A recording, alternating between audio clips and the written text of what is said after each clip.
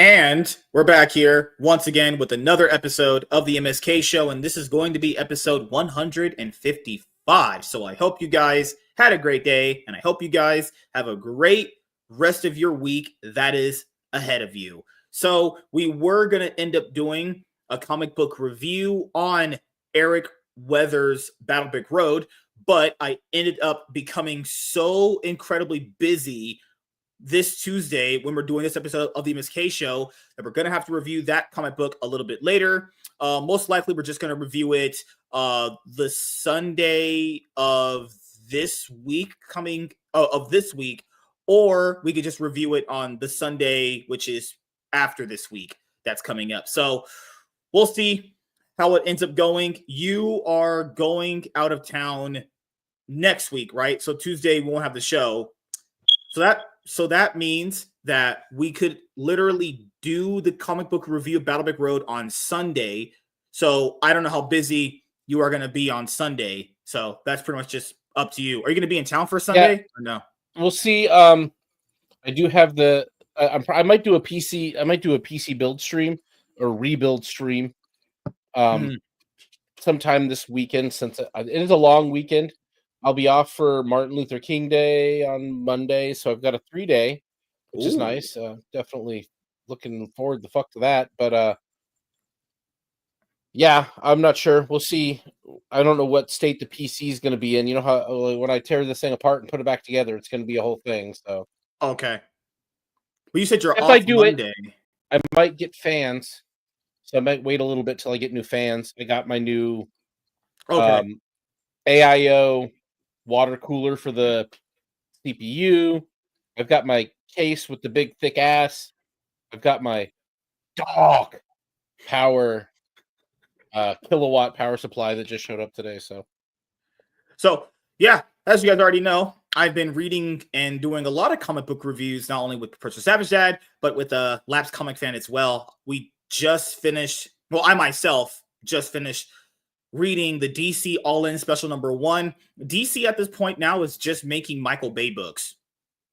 So if you guys don't know what I mean by that, basically it's just like Superman. It's literally so much. I think all the writers watched every single Michael Bay Transformers movie on repeat for like 5 years straight, because that's what their current books kind of feel like. I really, really, really love Jeremy Adams' Green Lantern run currently right now. I read the first trade. The second trade is dropping, I think, at the end of this month or the beginning of next month, right? So I'll be getting that. Currently right now, I will show you guys this really quickly. I'm missing one floppy here. So I've put together all the comic books that I've read currently right now, as far as like trades and everything, all right here. The only thing that's not in here currently is the Ultimate Universe number 1 shot, but I'll put that in here because at the end of the year, I'm basically gonna spread these books out on my other desk over here and then do basically like a top, favorite, maybe not a top 10. There'll be more than 10 books here. Maybe like my favorite comic books that I read in 2025, and I have them all in order too. So I may make sure to have it all right here. Holy crap, this is a lot of books, and this is going to be definitely a lot bigger going towards the end of the year. Some really good books in here. None really bad. We've read some really. Deadpool Wolverine WWE 3 was probably the worst thing we've read on here. Oh yeah, by far in a way that was trash. I'm looking at probably holding off on more books for a little while. There's probably be some books, like some that I'll invest in, as far as like Phenomenova 2 and some indie books. Guy? But that's crazy. I've got so much shit to read because of those omnibuses I bought. Like, I'm good.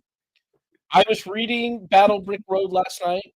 Since since you said we weren't gonna do it today, I didn't finish it yet. I like what I'm reading so far. I'm not going to get into it or anything, but not bad. I can't, as far as books related to people of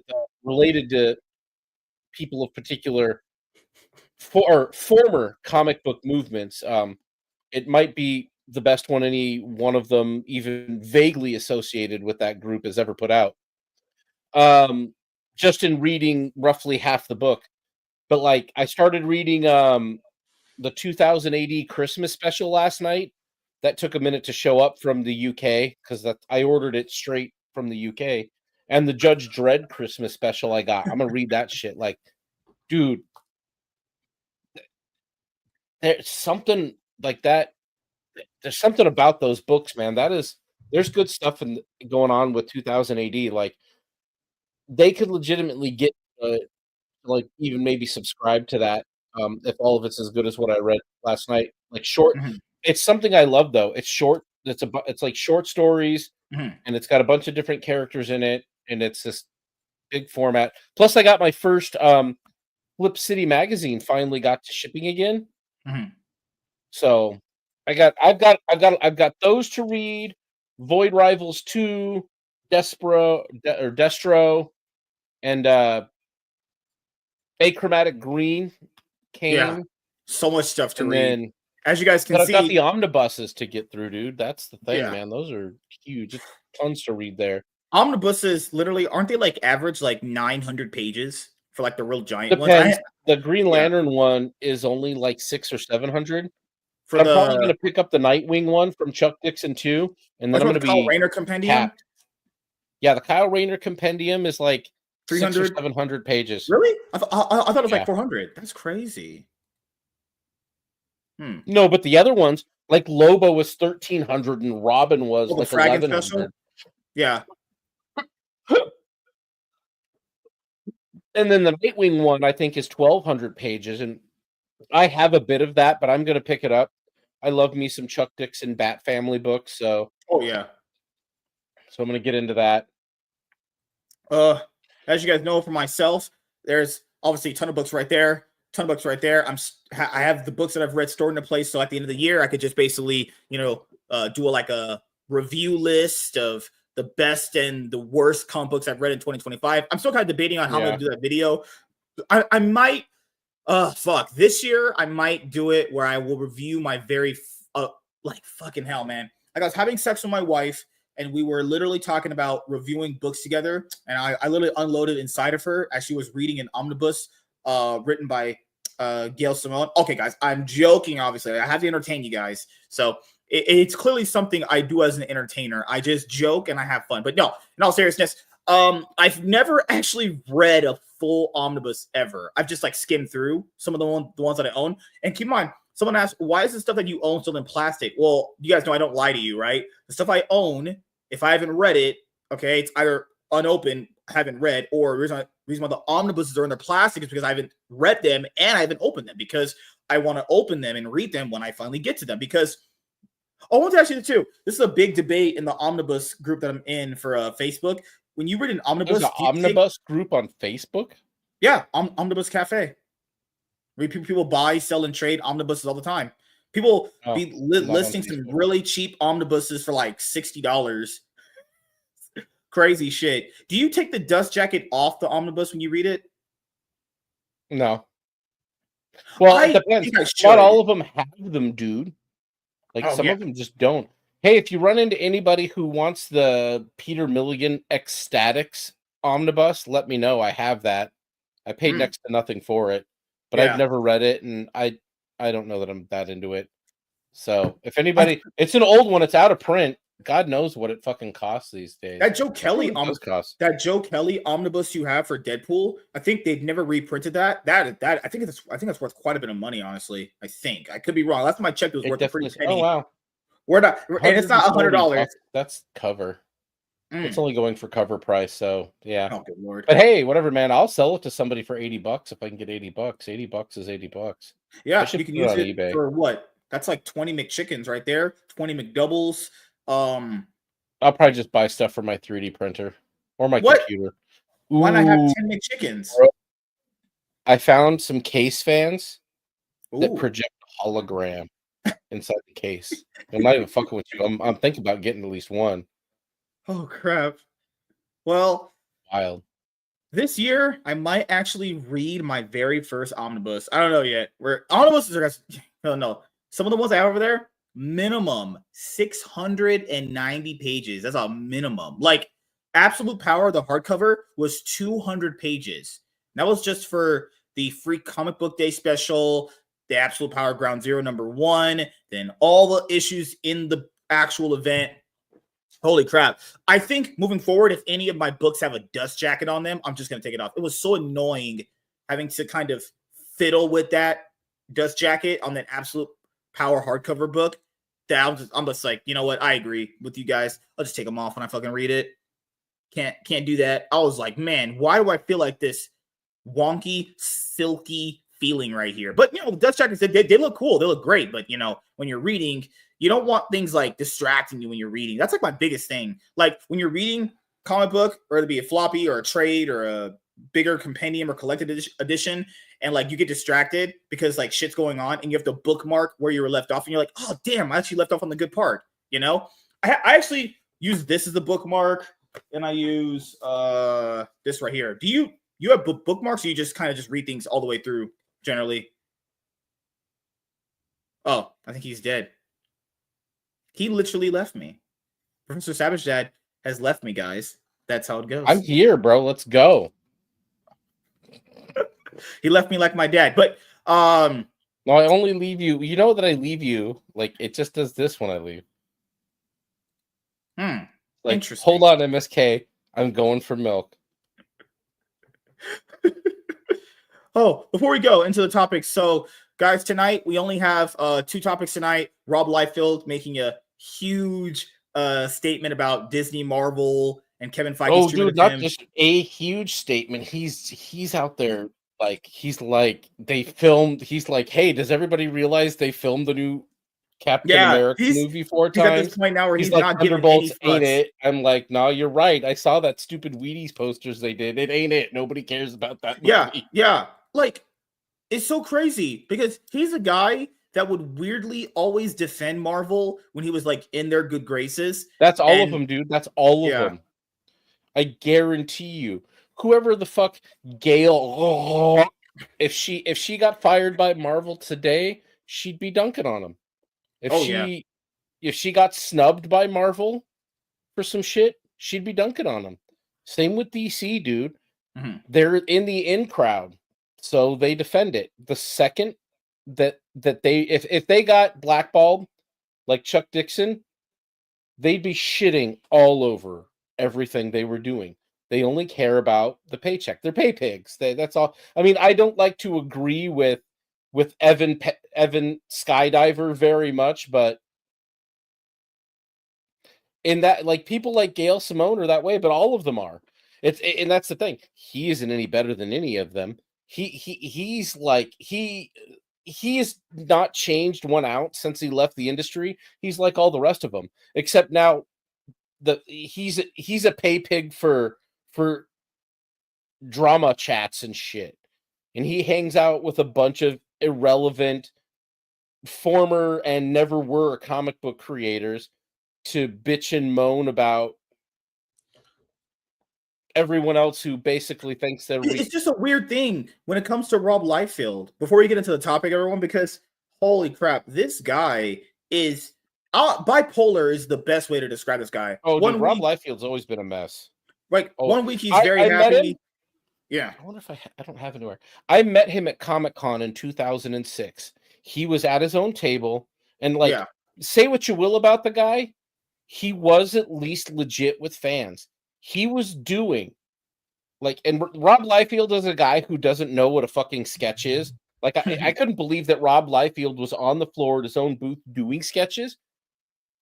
Because, like, a lot of the other guys weren't, but that was what was crazy. Like, who came by? Like, Phil Jimenez came by. Michael Turner came by his booth and signed for people. Like, that was what was cool. Like, I waited at his booth for 5 hours, which would have been frustrating, but he was doing free backboard sketches that weren't sketches. They were fucking full-out drawings. Like, later on, I'll let you vamp for a minute while we talk about this. I'll go find the Deadpool he did for me. That is a full-blown custom sketch that he did gratis on a comic book backboard, no charge. I bought some books and he signed them. And like, who else came by, dude? There was somebody else that came by. Marv Wolfman fucking came by. Like big dude. And they stopped by and they chit-chatted with him and shit. And like Michael Turner came by, he signed my Superman Batman covers from the covers that he did. This was before he passed away. And they just kind of said hi, and they're very cordial, like everyone was on the floor. So like I know that people have beef with him, but my one time meeting the guy, he was giving away free art straight up at his booth, not charging anybody. You just had to wait for 5 fucking hours in line. And I'm like, he created Deadpool. He's doing free sketches. Like, dude, I've had people offer me $1,000 for that fucking sketch back when Deadpool was all blowing up and shit. And I have it all matted and framed and like done really nice. My wife got it done up years ago for me, real nice. So it's like a real piece of art now that's done. But like his relationship with I didn't have a Marvel problem has with him been in that sense. off again forever. You know, Yeah. he's essentially someone that weirdly will always grovel and come back to them, even though he cited the main reason why they made Image Comics was because they didn't like the treatment that they were getting. He's such a weird bipolar person. Dude, all of them, every single one of them went back to the mainstream except for McFarlane. McFarlane's the only one who ever had any real success in it. And if you look at them, they all went groveling back. I mean, Jim, in all honesty, Jim Lee went back and became the whole director of DC. Well, that's what I'm saying. You can talk shit about maybe Rob Liefeld, like going back to do work. Jim Lee gave up his whole creative freedom to them for money. Jim Lee is the biggest pay pig in comic book history, potentially. Like, McFarlane never sold out like that. McFarlane made Image and he held on to Spawn, but he went off and did other business ventures with the money that he made in Image, and he was successful. I mean, he wasted a lot of money. He fucked up. He made a lot of mistakes. The main reason why they made Image Comics was because of that. They wanted full creative freedom. And to see this guy basically... They thought that was why they started it, but look what Jim Lee did in the end. He sold his whole everything to DC for them to basically fuck and do fuck all with. They don't do anything with that. Nobody gives a shit about Wildcats. Nobody gives a shit about Grifter or any of the shit that Jim Lee did. And do you know why? Because Jim Lee was fucking lazy. Jim Lee, you know why he went off to become a chief? Because this is what people do at that level, is they disseminate work down to other people. And even at the vice presidential level, they disseminate that work back down to other people. So he doesn't do any work. I don't even think he does creative tasks for other people. That's what someone would do in his position. I don't even know that he delegates. I don't think he comes up with shit, dude. The only thing good he's ever done for DC was back in 2021. If you remember, he got DC Comics away from Diamond for Diamond being their comic book distributor. Everyone was going to go that way, though. Diamond was falling. He was the first one to do it. All their bankruptcies. He was the first one to really. That was just a smart business decision because everybody fucking hated Diamond. Everyone is gonna praise him for that. It's like he did one. And I bet you right now that had more to do with the CFO telling him this is what we should probably be doing than it had anything to do with Jim Lee. Because this is the thing about C-level, dude. He's gonna get all the credit. You're almost a figurehead. Yeah, when you become a whatever he is he like the chief editor? Editor. Yeah. He doesn't do shit. He's a figurehead. He has absolutely nothing to do with the direction of the way things are going at DC or with the comics. He doesn't do anything. He collects a fat paycheck to be a figurehead called Jim Lee, who is now no longer relevant. Jim Lee has fallen into the same kind of trap that EVS did because he isn't creating anything. If you're not making anything, people don't know who you are. Comic book readers today don't really know who Jim Lee is unless they're guys like Von Coleman, who's a bit of a historian comic reader, where he's into the past, he's into seeing where things came from, he's interested in great runs. If you're just like college kid X that's getting issues of Superman because he's double extra 3 times over gay, he got the rainbow kryptonite and he's like so gay now. And that's why you're reading it. You don't know who Jim Lee is, and you don't care.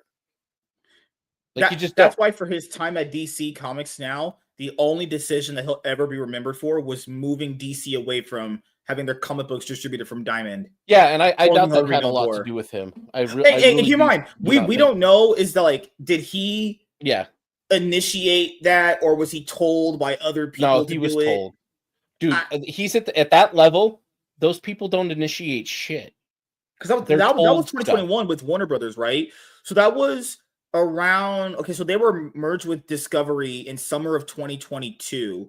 So that was the Jason Kilar era with HBO Max.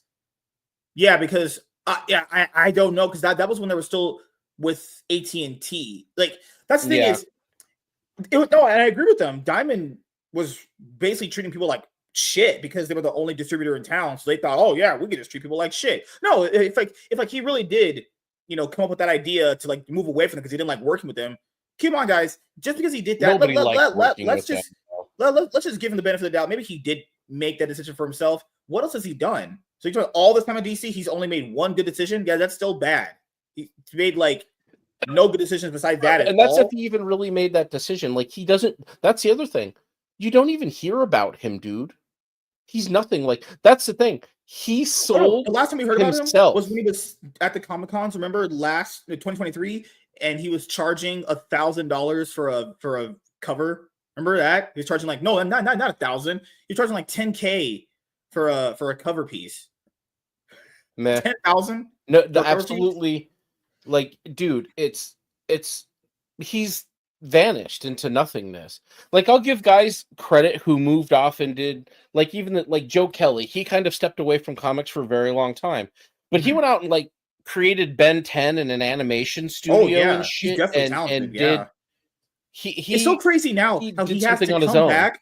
He has to come back now and write Spider-Man. This guy created Ben 10. They don't, How's in he all not honesty, filthy rich by well, now? it's because they don't play Ben 10 anymore, so there's no royalties Did he on it. Is Did the he real write the thing. sequel series to Ben 10? Yeah, it was all his series. He owned, like, his company owns that IP, but How is he not a they filthy rich haven't done billionaire at anything this else. point? Because they haven't done anything else, dude. I don't know, Did man. he ever He sink was involved money in Big into Hero the? 6 for Disney, but that Did was he ever kind of sink it. Man of money into Action, I those don't know Ben? what they do.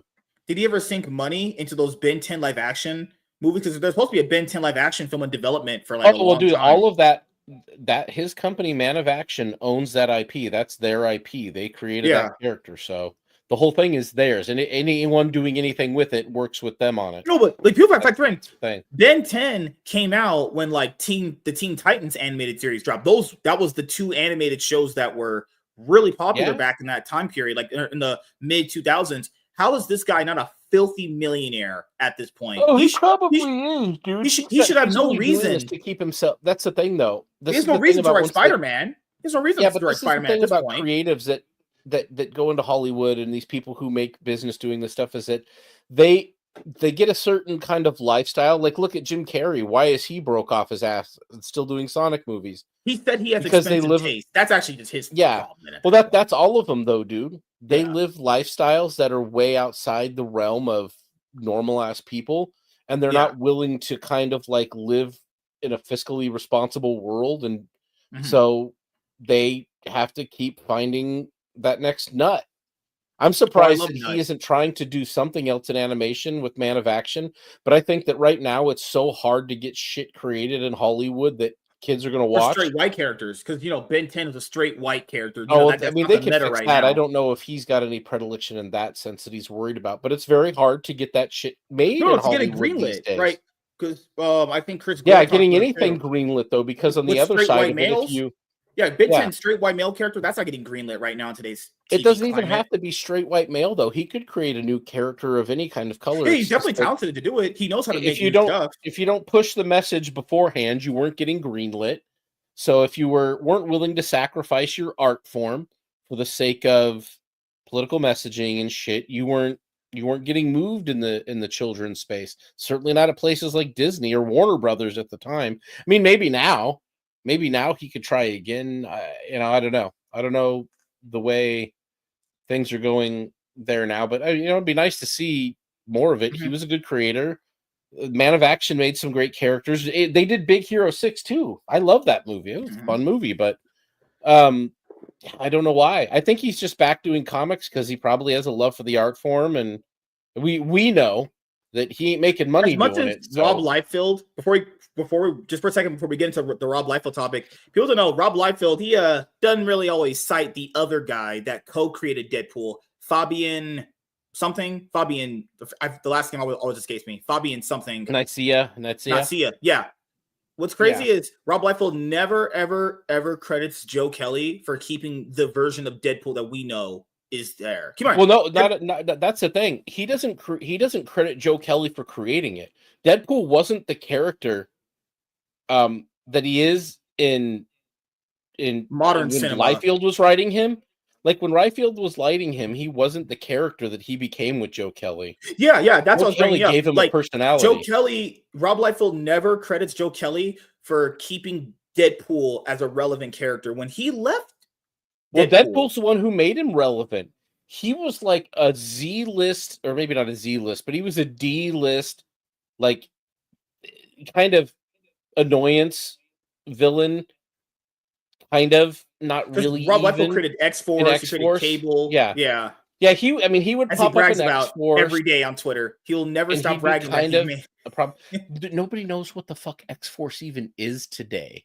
Marvel has bastardized and shat so much X-Men trash out, especially under the moniker of X Force, that like what it once was it was Marvel's Image Comics. It looked like Wildcats basically, or whatever the fuck, weird team books that they had over at Image, the over exaggerated caricatures, super hyper buff insane guys, So you mean me? giant titty women with barely Yep, any my clothes on, wife. like the whole thing. And that's what Oh, X-Force kind of was. It was a yeah. toned down version of that for Marvel. But it never, I mean, there's definitely parts of it that resonated, that were interesting, that were good. There was times that X-Force, as a younger version of X-Men or a strike force of X-Men, worked, and the idea worked, but it was never consistent.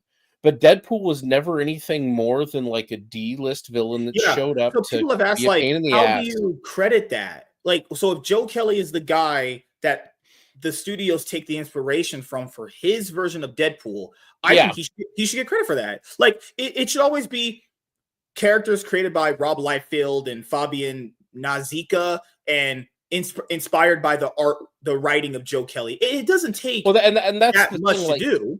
that was the thing that was annoying about the way Liefeld always he glommed onto Deadpool when Deadpool became super popular. Deadpool became super popular because of the way Joe Kelly wrote him. Yeah. It lasted, and Joe Kelly noped out after like 3 years of it, and then Marvel kept it alive, and Gail Simone had The a video decent game that run. came I'll out. It credit was the her. video game that came out that really also in that time period after Ryan Reynolds' terrible performance as Deadpool initially, X-Men's Origin Wolverine. It was that video game that came out that really kept him kind of relevant still. Then the Deadpool movie came. Yeah, Rob the Liefeld, where was Deadpool he with the game was Deadpool good, game? and that was still all inspired by, like, everyone who's done Deadpool after Joe Kelly did with him what Joe Kelly created, which was Joe Kelly The made him a fourth wall character. wisecracker with Well, exactly, and that was the thing.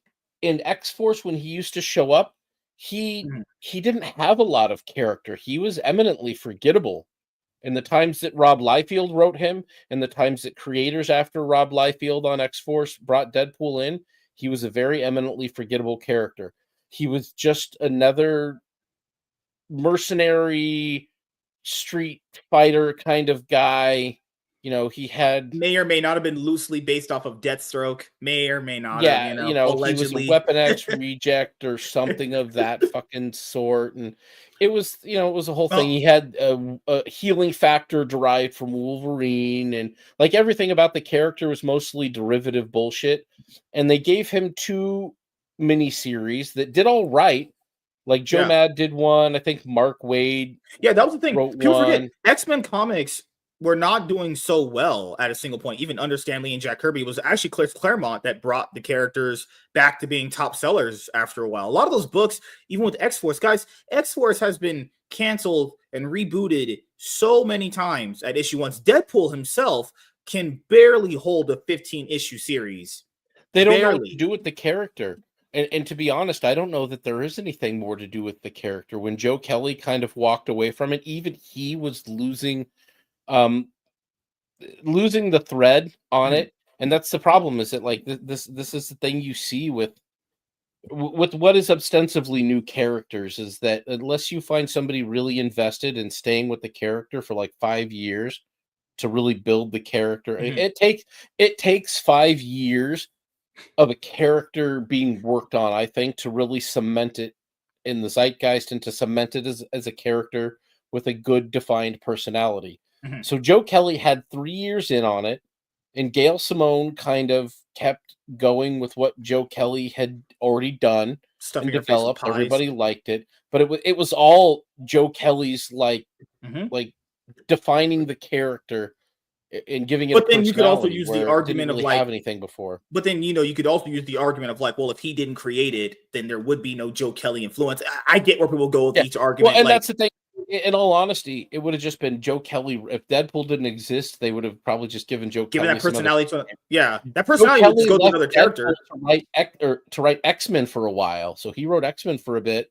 Yeah. Um, All right, time to have some fun with this one. All right. Hey everyone, I am MSK, aka Master Swag King, coming at you guys today with another video. And if you guys are returning viewers or new viewers, then please consider subscribing to the channel if you have not already. Leave a like on this video if you enjoyed it and comment down below. Also, make sure you guys hit the notification bell. That way you guys can get notified on whenever I upload a brand new video. And in today's video, we are going to be talking about Rob Liefeld quitting Marvel and Marvel Comics once again when I fuck my wife in the ass and then put a dildo in my butt. And then I might do a backflip on her sister and WWE her back hole and back taco. Wait a minute. Did I actually end up having sex with a girl last night? No? Okay. All right, my brain's working. My brain is currently working. It's on. It is cranked up. So my brain is so cranked up, it's at 100% right now. Crank it up. It's like a battery getting charged. Brain at 100%. Wow. It works. Don't worry. I promise you guys, I never ever take L's. Even though Michael says that the common MSK L. Not true. Negro, please. That never happened. I only take W's like my football team, which I told you guys, we would make Taylor Swift's team get on her knees. Was I wrong? It's almost like I'm a prophet at this point now. I'm a literal fucking prophet. you're just not making any profit. Okay, mic drop. Show's over. Someone would say Rob Liefeld never made profit when he created Deadpool. Whatever. It's a joke, guys. These are jokes. All right, let's have some fun. Let's get into the Ooh woo. Bangers. Wow. Let's have some fun. All right. I'm alive. At least you stopped yourself this time. All right. I'm only gonna make one. We're only gonna do one retake. We don't do 3 retakes here. That's a common thing. I'm gonna try and make sure we do one retake, if at all possible, because I am really invested in making quality content and quantity in a shorter time frame. Quality and quantity pushed out on a consistent time frame. All right, let's have some fun. Hey everyone, I am MSK, aka Master Swag King, coming at you guys today with another video. And if you guys are returning viewers or new viewers, then please consider subscribing to the channel if you have not already. Leave a like on this video if you enjoyed it and comment down below. Also, make sure you guys hit the notification bell. That way you guys can get notified on whenever I upload a brand new video. And in today's video, we are going to be talking about Rob Liefeld, as he has officially announced he is quitting Marvel. So Rob Liefeld is the creator of Deadpool, X-Force, and also the creator of Cable, who is the traveling time butthole fucker that I use to go into different dimensions to have sex with women, and I make sure to unload into my wife with a fat load of my cock. No? So they basically just went down for sex with my wife Oh wow, there's beeping. Why am I hearing beeping? I'm hearing something in my headset. I'm hearing the devil speak to I think me. there's a fire in your apartment, bro. You better check it out. God. Okay, all right. Third time's the charm. I will never, ever, ever mess up again. It's not possible. My DNA. I am a genius, as you guys know. Emotional butt fucking. All right. Grab him by the pussy. Not Tuesday. Wait, it is Tuesday. Fuck. Oh, I'm inside you, Tifa. I love being inside Bruh. women. Don't you love being inside women and I'm pulling reminded out? of the famed words of the book. Oh, just keep them on mind, guys. I didn't say anything cringe to Anna at all on that watch party on Rumble. China. I was very normal. I did not mention sexual things to her that I would do to her at all. Never came out of my mouth. Chaz told me to say those things. Okay, he mind fucked me in a way where it twisted my mind to say those things. I didn't ever say that I would thrust inside of Anna multiple times and pull out. Never did. Probably had. Actually, I think I said those things multiple times. Let's see what the chat says. Michael believes me. Michael's my number one supporter. He believes me. He believes in me. He called me a top G Riz master so many times on live stream. He's like, man, this is my favorite content creator. You just transcend all content creators that I ever listened to. All right. Hey everyone, I am MSK, aka Master Swag King, coming at you guys today with another video. And if you guys are returning viewers or new viewers, then please consider subscribing to the channel if you have not already. Leave a like on this video if you enjoyed it and comment down below. Also, make sure you guys hit the notification bell. That way you guys can get notified on whenever I upload a brand new video. And in today's video, we are going to be talking about Rob Liefeld quitting Marvel. So if you guys don't actually know this about Rob Liefeld, he is the creator of X-Force and characters like Cable, but he is best known for his creation of the Marvel comic book character Deadpool. And the character was also co-created by Fabian Nazica, actually, if I make sure I pronounce that name properly. And he was also one of the original founders of Image Comics, actually. But Rob Liefeld is a guy where he's come back to Marvel despite them constantly treating him bad. People have to know this. If you actually don't know this about the creation of Image Comics, there's documentaries about it all out there. But if you guys haven't watched those, I'll just explain it to you. The main reason why they even created Image Comics, the idea, the vision behind it, was that they wanted to have their own creator licensed IPs that they owned to the whoa. I might be black. I might be a effing black guy. I lost my brain. Yeah! They're doing crack! Man, people smoke crack and you shouldn't do that. No, fuck. No. Oh my God! Wow! You all right there? No, my brain's fried. All right, don't worry, guys. I got this. My brain is working. Third time's the charm. I will never let you guys down. MSK is a clout chasing piece of shit. Oh, thanks. Oh, thank you, you fucking bastard. All right. I would never have sex with Anna. I'd never fantasize about it at all. I'm a gentleman and a professional. Grab him by the pussy. Damn. Do you think she would like her hair pulled in back shots? It probably depends on the man, I suppose. I don't know. What do you me? What about me? Oh, by you? No. Absolutely not. I have 9 inches. I'm good. 9 inches of what? Shoe size? I have big black shoes. Hey, you definitely got those BBSs. Oh, God, man. Crazy. All right. Let's third time's the charm. Eating pussy and asshole every day. Oh, yeah. I'm hearing a smoke detector on epic proportions. You should probably look for a fire.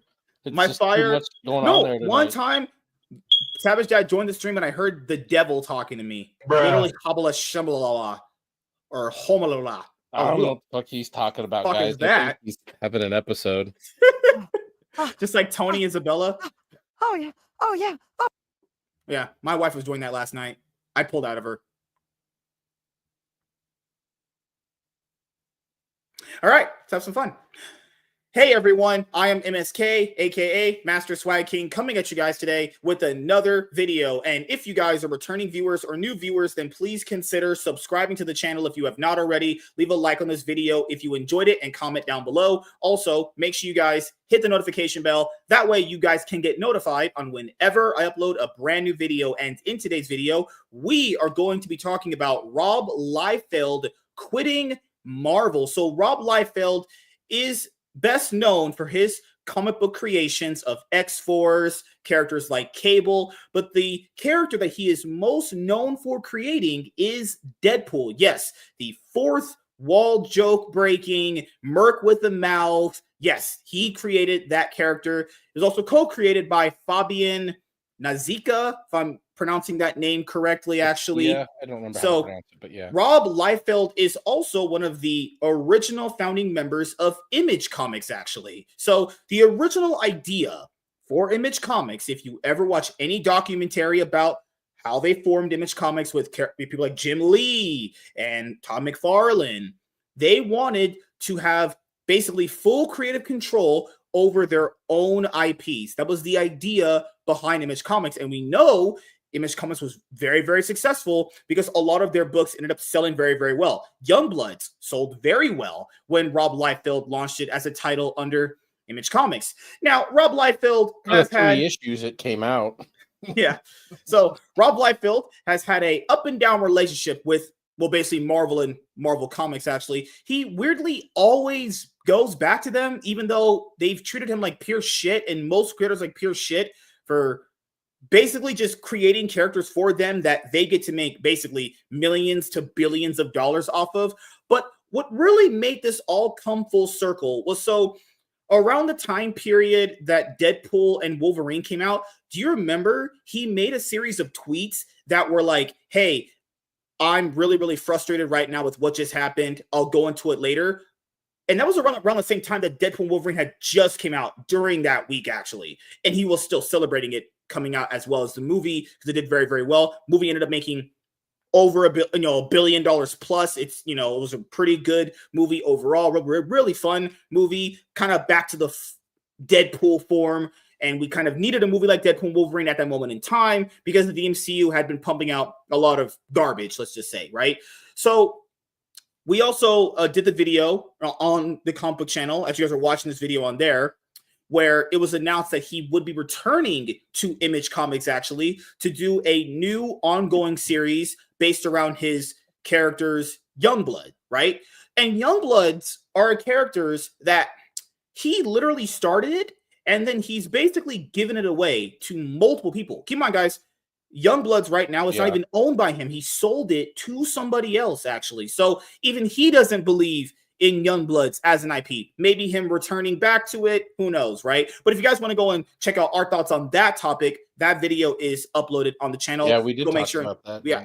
So after that, he actually went on Twitter and he quote tweeted The Hollywood Reporter, Variety, and Deadline, and all the media outlets talking about him quitting Marvel. And he basically confirmed it. Yes, I am quitting Marvel. And he cited poor treatment that he felt that he had received from Kevin Feige and the people that worked at Marvel. And on the red carpet, he felt he was very disrespected. Now, I know one of the biggest things he's talked about was that the whole credits as far as like Deadpool. So do you guys know how you watch like anything superhero related?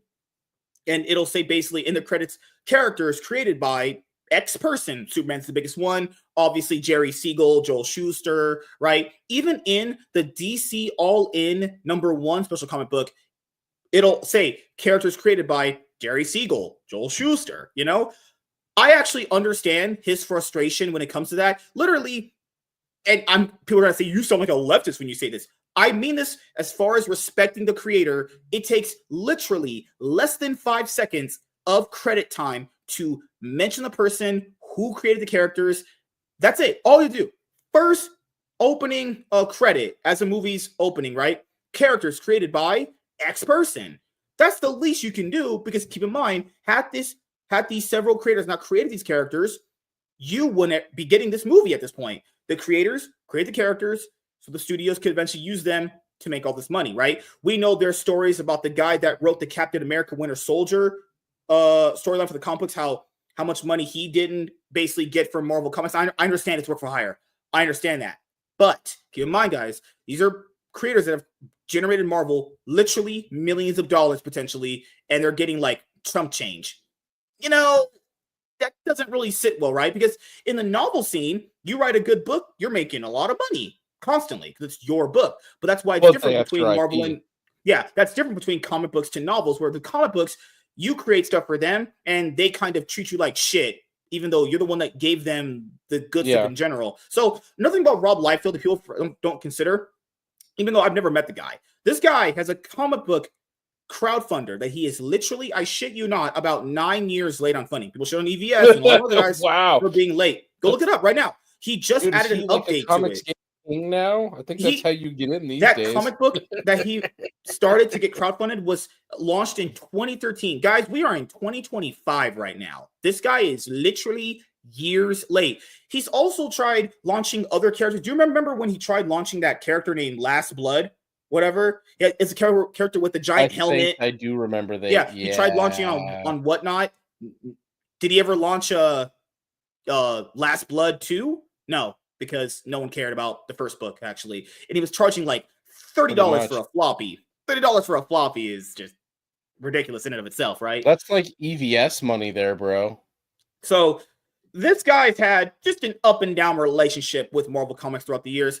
But people have also asked me, hey, MSK, then how would you credit a guy named Joe Kelly? Because Joe Kelly is the guy where his iteration of Deadpool, the one that he wrote, even though it's created by Rob Liefeld and Fabian, his Deadpool is the version that you guys see in movies. The wisecracker, the fourth wall jokes, and all that crazy shit he does. So someone said, would you credit Joe Kelly? Yes. It doesn't take that long. Just say characters created by X person, inspired by X person. It's not that hard. It's not that hard at all to do, obviously. So Rob Liefeld now is going to be moving on back to Image Comics, a company that I might misspeak here. I'm not sure, but I remember I read this somewhere. He tried suing them at one point. You know, it seems like a guy who's very, very bipolar. No offense to him if you watch this video. You are a very, very bipolar weirdo. This man went on a tirade about people not liking The Last Jedi, and I showed you the tweet where he had it initially there, then I showed you the link back to the tweet, and he deleted it. It's like, what's wrong with this guy? You know? This guy's mentally deranged, you know? So I'll ask you, as far as like him and Deadpool and all that stuff, this guy brags about creating Deadpool and X-Force and Cable. He glommed onto Deadpool. It wasn't even when the Joe Kelly thing hit. It wasn't when the other thing. It was actually like when Deadpool kind of the original series was finally stopped. Like, it never made it to 100 issues. The original run, I think, was the 80s or 90s. And it stopped, and they brought the character back, but they brought him and Cable back in a duo book. And that was the first time Rob Liefeld had really said shit about the character the entire time the book had a run. The book that set up Deadpool as the character that everybody is familiar with today, that Ryan Reynolds portrayed and took on, that some people even say that Joe Kelly may have like copped a little bit of Ryan Reynolds for the story or for the character. Like, there's this, like, which came first thing, but either way, it was Joe Kelly's run and Gail Simone and Jimmy Palmiotti and a lot of other people. I'd have to go look back and see who all else did Deadpool runs, but everyone kind of contributed to what Joe Kelly had started with his first 30 issues. They took some very loose inspiration from things that went on in Circle Chase with Deadpool, where he was like this chaotic villain that showed up that was mostly just a pain in the ass, but he never really stood out. There was nothing about him that you could read those old books and be like, oh yeah, that's the Deadpool I always knew. It would just be like, here's Deadpool. I know I bought tons of them and I read them, and there was interesting stories. There was a time him and Wolverine had a throwdown in an older issue. They've had a lot of There's bouts yeah. throughout Well, history. Yeah, it was implied and throughout history, like in the earlier books. I'm talking about back before he got any series or mini-series. You know, they crossed paths because Deadpool was established as Canadian and had a Wolverine healing factor. So there'd been those interactions in the past. But it was really him and Cable that kind of had this history that brought him into X-Force and kept him around. So Rob did the art for Cable and Deadpool for a little while. He was involved with the creative process. I think even Fabian Nitzeya might have even been on that. But so he came back and he was talking about Deadpool then, and oh yeah, I was the creator. But even at that point, he wasn't like constantly fucking, Do you remember the Mark Miller stroking cancel pick thing? Where he's a guy that will randomly basically shill, but then when someone else that's similar to him in sort of like stature, they'll talk about the industry in a bad way, then he'll start making tweets like, no, yeah, I've been through the same things in the comic industry. It's like, Rob, no shit you have, because you fucking created Image. He literally has mentioned multiple times that the reason why they've made Image comics in the first place is because they wanted to have full creative control over their own IP. So he knows how bad Marvel is. Why he goes back to them is ridiculous, but people have to factor in. This is the key thing here. Relevance. Money, and a lot of people in fact don't even consider this. Maybe the stuff that they created at Image really isn't that interesting, The reason why none of it was.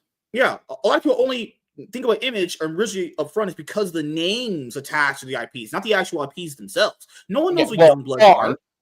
Guys, Mark Miller wrote on Youngbloods. Even he couldn't push it into fucking stardom status. Nobody ever cared about it because all of the characters were terribly derivatives. They were all rip-offs of different shit that Rob had worked on his whole career. Rob's problem is that Rob did not have the ability to create something original that people would maintain an interest in. Outside of the stuff he originally created that did pique interest. Outside of X-Force, Cable, and those other guys. Outside of that. The stuff that he created for Marvel. And you just talk about Last Blood. Last Blood just came out, 2023. He tried pushing it. No, he doesn't even talk about that anymore. It's nothing. It's a nothing character. It's a nothing book. Those characters. Wasn't that one just basically like another Captain America ripoff of his or something, or Rambo ripoff or something? Like he spent his nut on characters at Marvel and DC, and it was all he had. And this is the thing though. Cable has to this day never had great definition, and it was other people who defined who Cable was than Rob Liefeld. It was really X-Men editorial that defined who Cable was more than Rob Liefeld. He may have created the character. Did he say that it was Scott Summers and Jean Grey's or Madeline Pryor's kid? Maybe he said that at the end of the day, but like, can he even say that? And sure, okay, yes, you made the character up in X-Force, and you know what? I don't see him claiming Cable all the time. It's Deadpool. And why is it Deadpool? Because Deadpool is still popular in this moment. But I think with Ryan Reynolds, movie-wise, with Ryan Reynolds, they move on. Yeah, Ryan Reynolds' interpretation of Deadpool is what people know right now. Because guys, you don't know this. Deadpool in comic books has had. It's not a character that you would think of like Batman that's had a singular standalone series for many years. His main book, Deadpool, has been renumbered.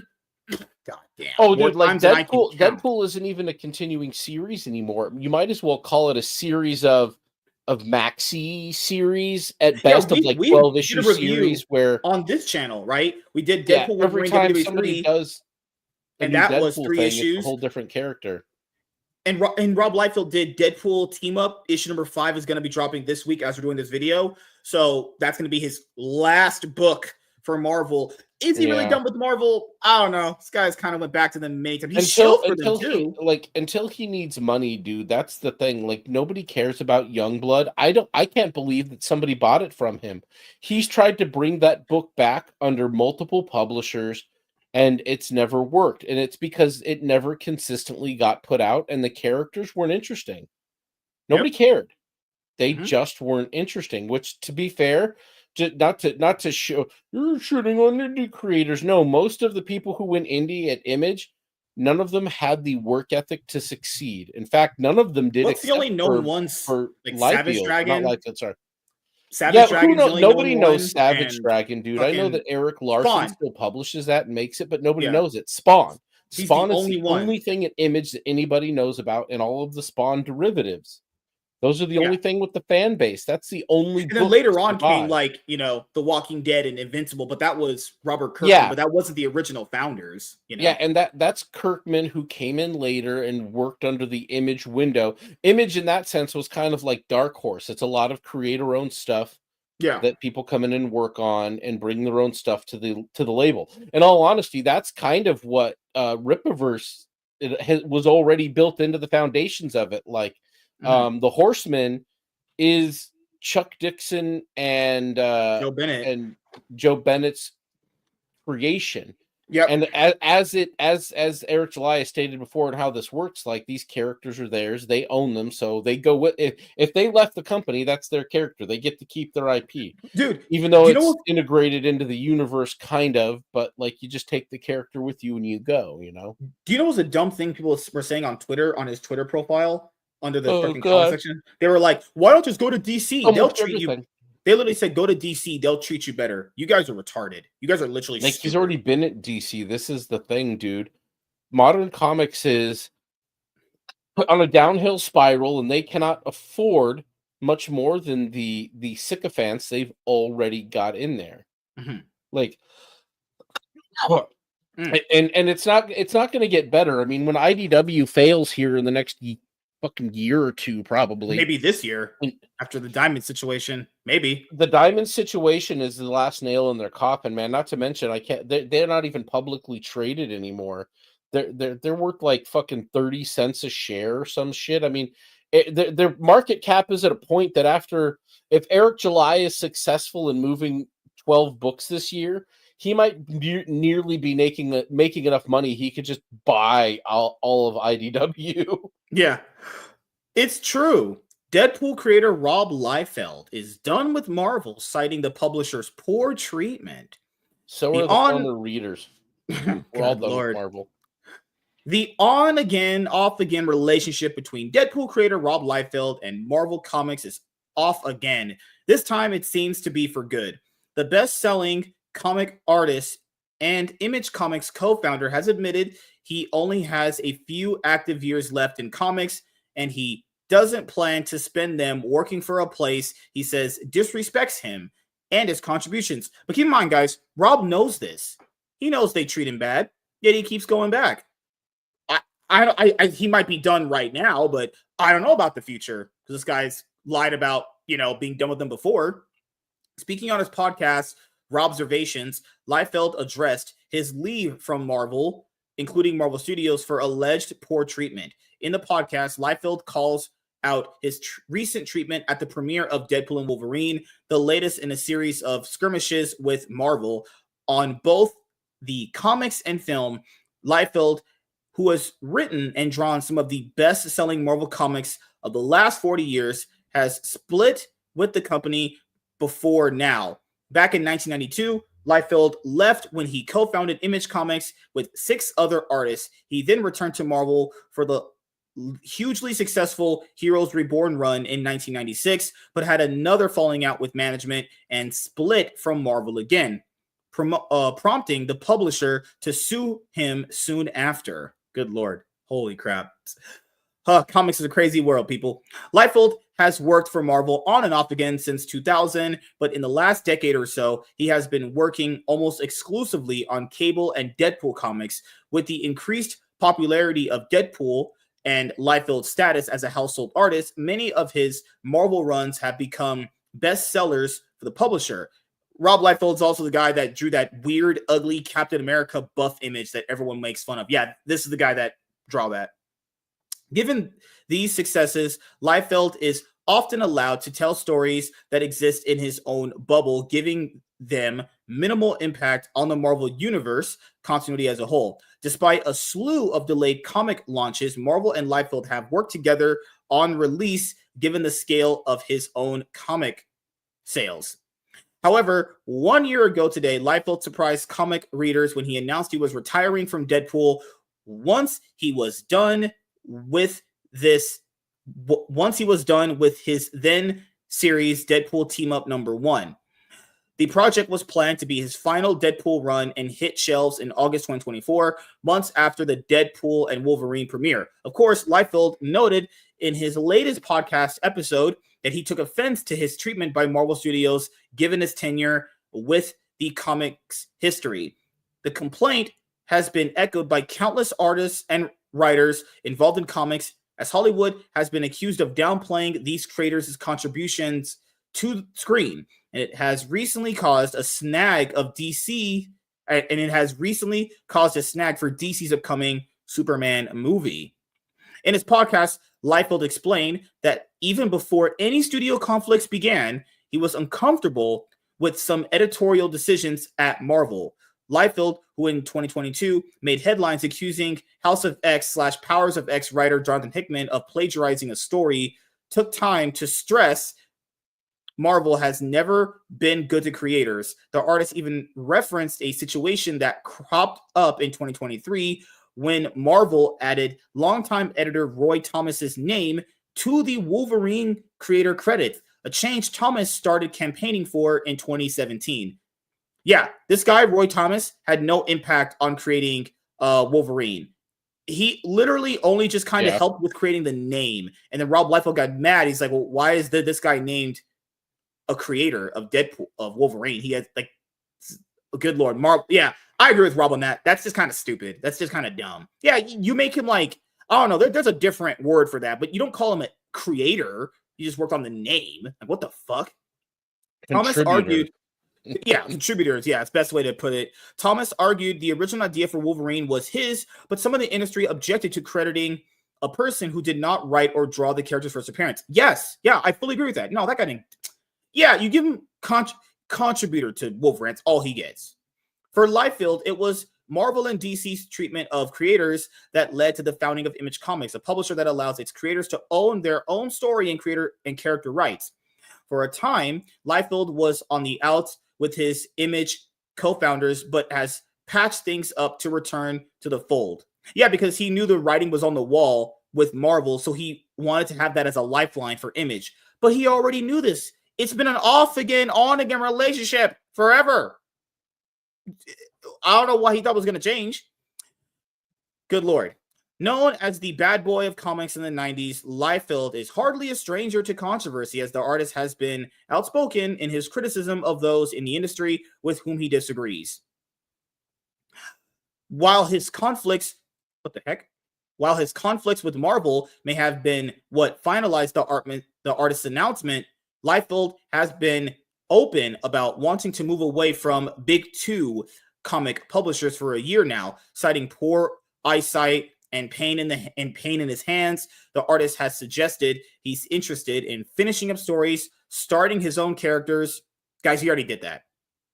This is not new, okay? This is so good Lord, man. This has happened already. He's already did this stuff before. Ones that he created and still owns at the end of his career.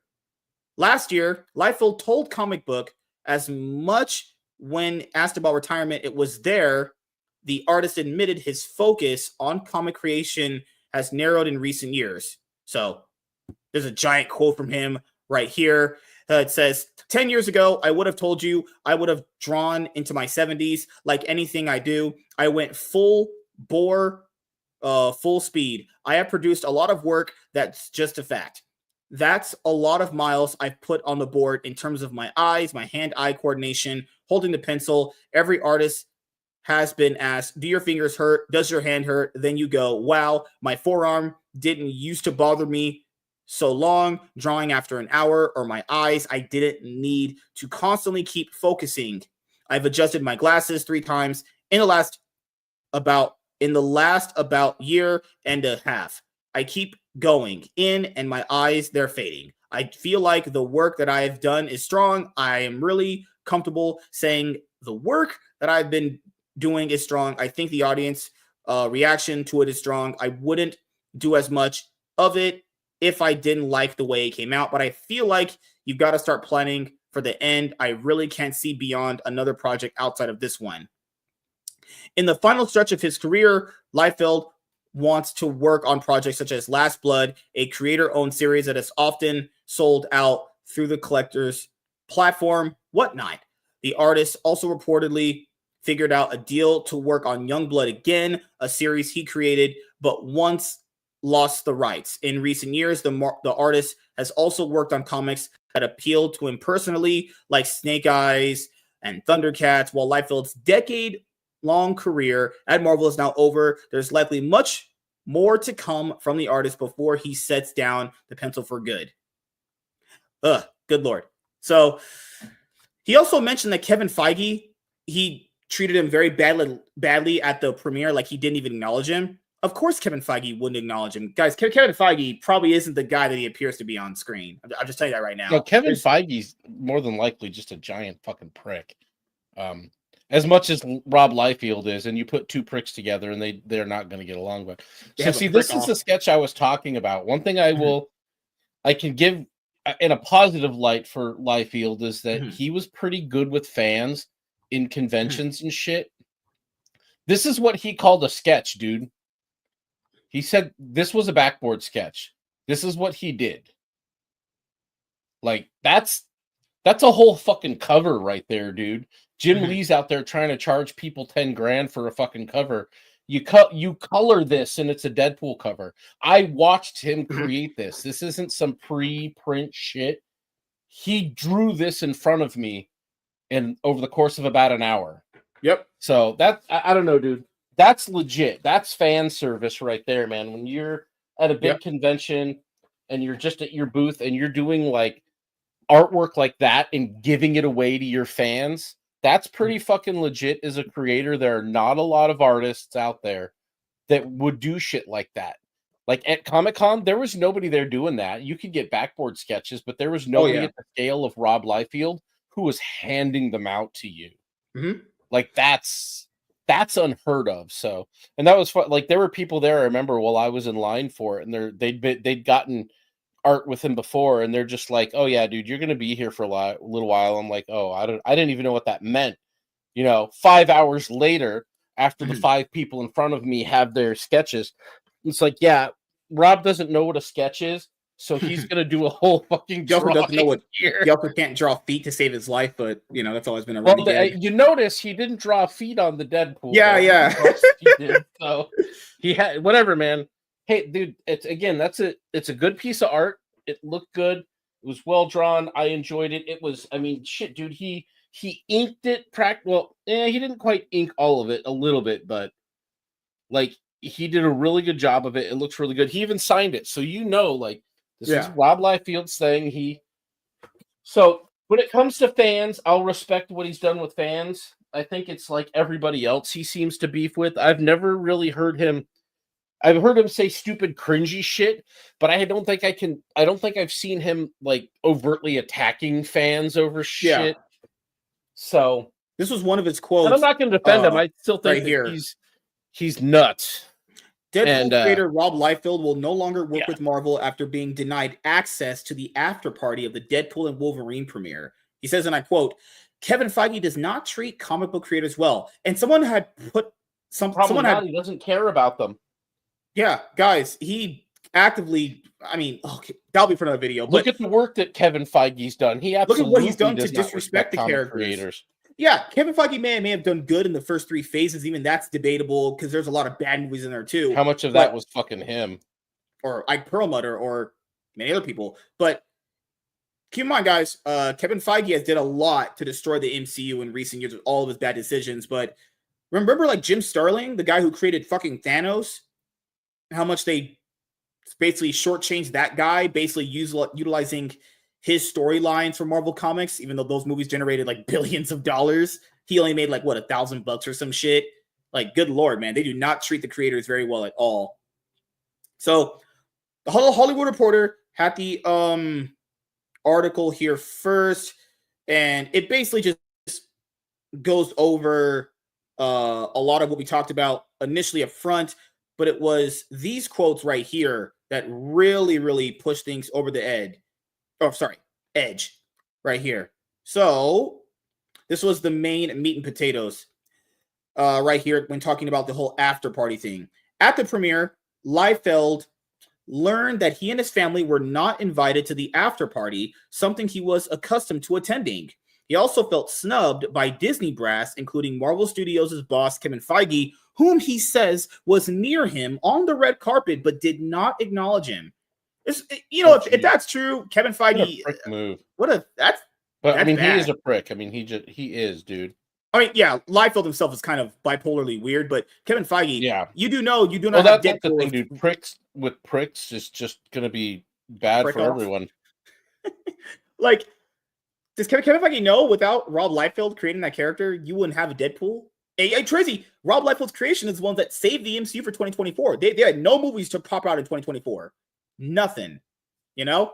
I would suggest treating your comic book creators more efficiently. Feige doesn't know that. Someone I posted, Feige has no idea.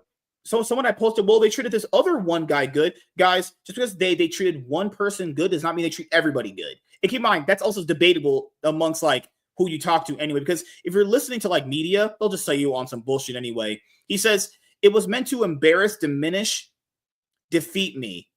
I'll read that one more time. It was meant to embarrass, diminish, defeat me. Liefeld said on his podcast of not gaining access to the after party. And there was another apparent slight. Liefeld said he posed for professional photos with creatives on the Deadpool and Wolverine team, but later was told by his publicist that those photos were deleted. Oh, Marvel, holy shit. He believes they were only taken as a courtesy and not intended to be used, though other photos featuring Liefeld alone, as well as with his family, appeared as part of Disney's Getty Press portal from the event. Soon after July's premiere, he decided he would cut ties with Marvel, which he believed no longer wanted him around. At some point, you go. I've received the message, and the message is clear, he said on his podcast. So, good God, man. Oh, shit. This is crazy. Holy crap.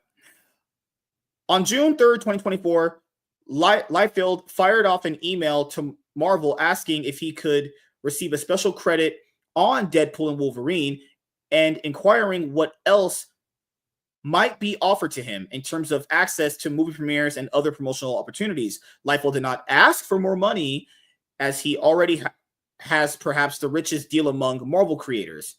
Marvel generally credits comic creators at the end of the movie, but Liefeld wanted to be elevated to something more significant, citing opening credits of 1978's Superman, which prominently listed Jerry Siegel and Joe Shuster as the co-creators of Superman. And keep in mind, he deserves that. I don't disagree with him on that. He deserves that. All comic book creators deserve that. That shouldn't even be a hot take. That shouldn't be debatable. That shouldn't be a hot take. That should just be, I might not like you personally, but I respect you for creating this character. That's actual respect. You know?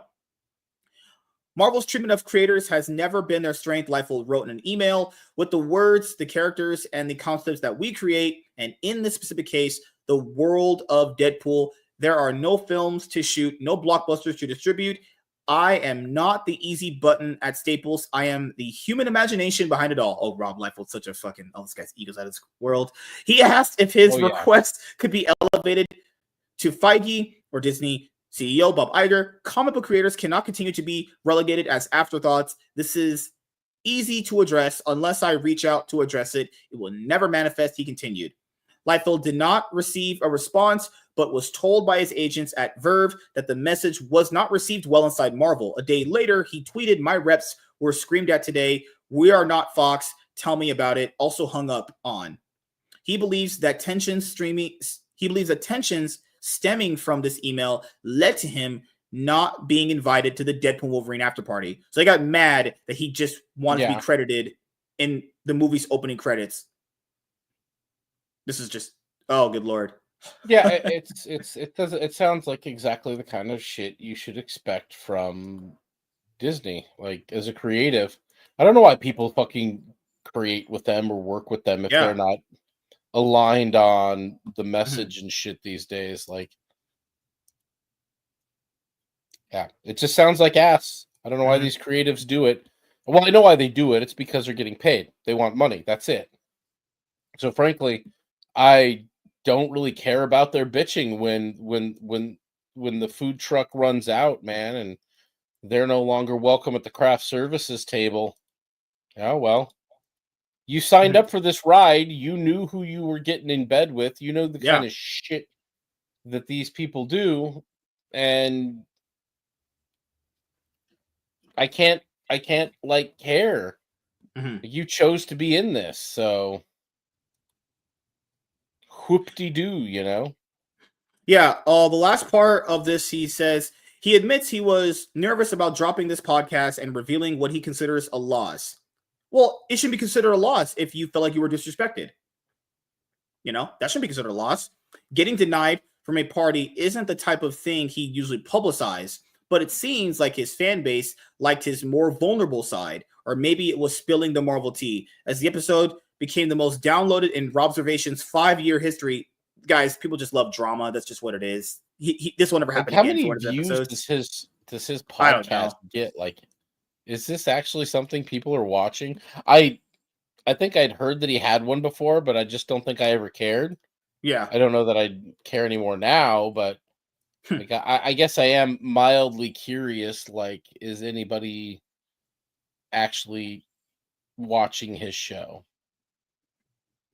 So you guys also remember the part we're talking about Joe Kelly. So right here was another thing that he got mad about, which was Liefeld, for his part, tells THR he is the one who lobbied 20th Century Studio to give both himself and Nazia co-creator status in the first 2 Deadpool movies. He has cited writer Joe Kelly for introducing the now integral fourth wall breaking characteristic of the antihero 7 years after Liefeld created him, and he often credits Deadpool star Ryan Reynolds for elevating the character to the global stage and new levels of popularity. So, good Lord, man.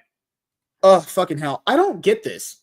Why is it so hard? If a guy's just like, can I just be credited? I'm not even asking for more money. Can I just be you put my name, getting part of the movie, we could be all good.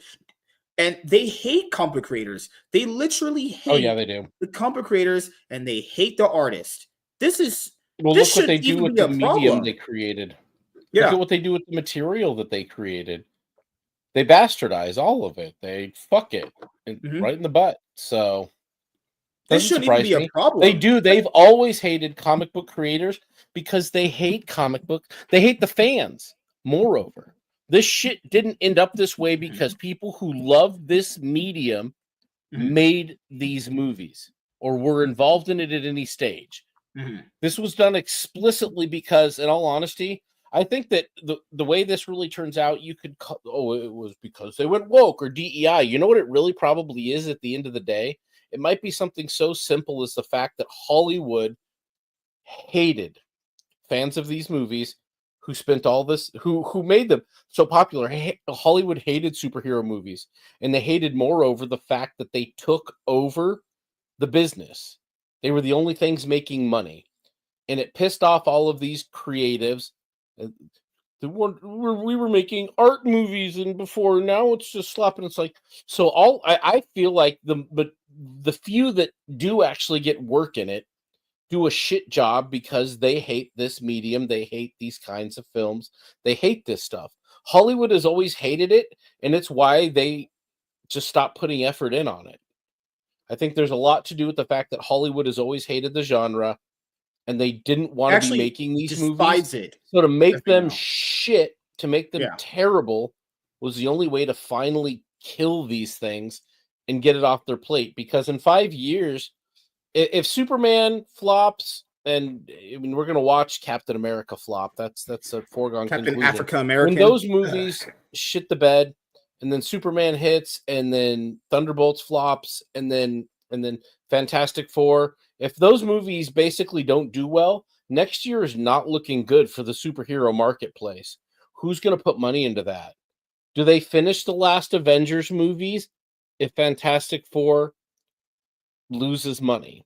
Like, I really have to stop and I got a question. Like, do they do that? And if they do those movies, if Fantastic Four flops and they do those movies, I think they write them in such a way that they shutter the universe and be done with it. They finally say, "Here, we're done. We're not doing this anymore." Like, and most of these projects fade away. Look at what happened with Star Wars. They destroyed Star Wars and Star Wars fans so much because they hated Star Wars that everything they've put forth to put out for, we're doing this new Star Wars project or that new Star Wars project. I mean, Skeleton Crew was already done, but everything else, all the films with all the different creators they were supposedly working with, all of those are on indefinite hiatus, which means they're all basically canceled. They keep talking about the Rey movie, but that's not started shooting either. So all of these things seem to just basically be on hold until people probably don't even mention them anymore, and they will quietly shutter this the is the thing, man. productions and be done with it. Creators beside him, Jim Sterling, the guy that wrote the Captain America Winter Soldier story, they've talked about this too. Where, I mean, I don't know what Rob Liefeld was saying at the time when they came out with their issues with Marvel, but Marvel Comics' artists and writers always act against their own self-interest, where they want to be against the person that's speaking out, but they know they're getting treated badly too. I don't get that. That doesn't make any sense at all. The guy that's telling it like it is, calling your business out for how badly they're treating creators. Yeah, you should be like with that guy. Remember that situation with that one comic book creator? Not comic creator, the comic book shop owner, where he called out the entire industry, and then you had a fucking Donny Cates calling him a hog. It's like, he's the guy that has to sell your comic books. Have a little bit more respect there. He's calling you out because you've wasted his money for years now. You've given him product that he can't move. And comic book stores, like, in all honesty, if they're not finding other avenues to sell shit, or they're not moving trades or toys or something else, like, if you're sitting there relying on a new bookshelf, you're probably not going to be in business for long. Like, there's a comic book shop that I go to sometimes out here that's over in the very, very expensive part of town. Like, I was in there on a Wednesday, and there wasn't a body in that shop, but maybe one person walked in after me. Like, a couple people walked in and out. Nobody was there buying anything. Anytime I've been there, nobody's there buying anything. And I'm like, how the fuck is this guy doing this without losing money? He's got a length of the store for the, he's got the length of the one of the walls of the store with new books, like new books from the past few months though, really.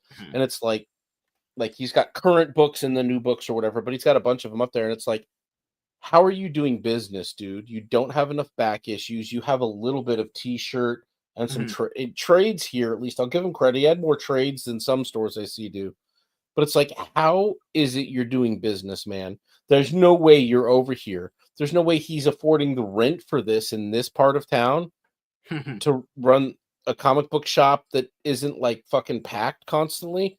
So I don't know. Maybe he launders money for the cartel or something, which is kind of what I assume in most of the places like that. It has to be either online sales, or he's just making money in other different places. Because that's the thing when it all boils down to. I don't know.